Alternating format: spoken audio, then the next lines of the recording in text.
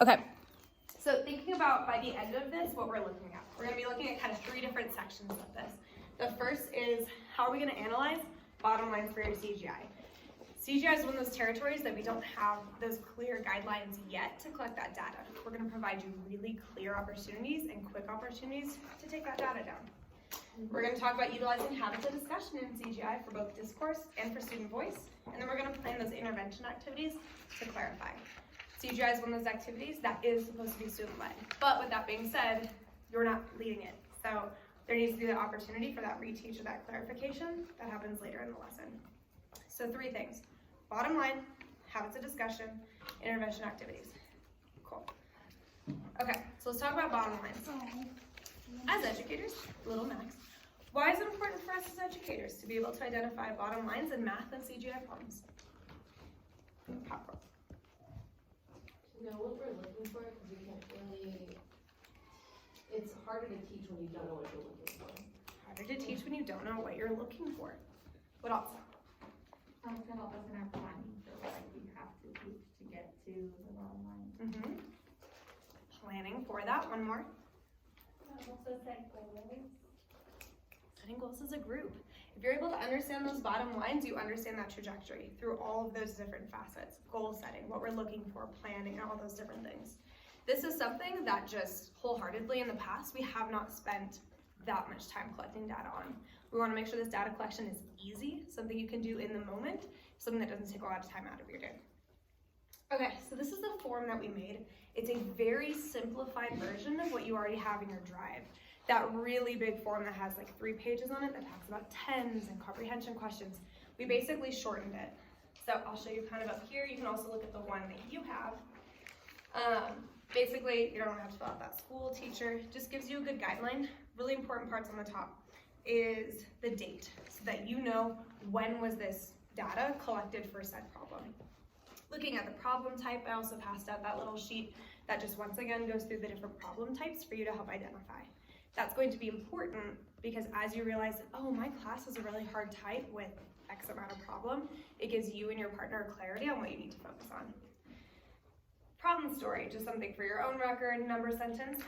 Really important part of planning is that misconceptions. Can we already be thinking about, I know a student's going to add when they're supposed to subtract. What can I do to help guide that? So common misconceptions that you can predict from your students that's going to happen during a different problem. And same thing within that section. On the bottom is where you put that comprehension question. And then drafting up, what does an exemplary response look like? What are you going to be looking for with your class? Is something maybe almost there that in your discussions that you use can push to become exemplary? So giving yourself that think time to be like, okay, what are some common misconceptions? What is my exemplary response? Any questions on the front half? Cool. So then going down, and this is something that'll be per grade, you can put in your students' names so that when you print these forms out, you don't have to write anybody's name down. All you're doing is checking achieved, and then if there's a note, like Max missed this type of problem, or Max almost did it, let's call on him tomorrow. Little notes, you don't have to do them for everyone, just kind of those standouts, highs and lows that you kind of notice. So you can edit the form, first grade's the only one that you'll need to make a copy of it, and then edit your student's name is in there.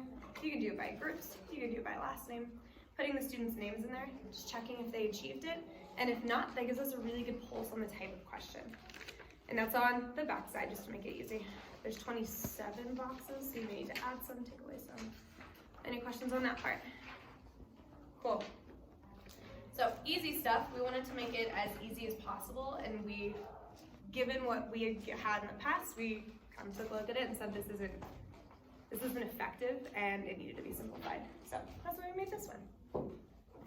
So we're gonna practice what it looks like to find the bottom line in your intellectual prep. So here is your question. You're going to fill out the piece of paper like you are a teacher preparing for the lesson. So your question is, Max has 31 bouncy balls. How many more bouncy balls does he need to have 55 all together? Using your paper to fill out the different parts.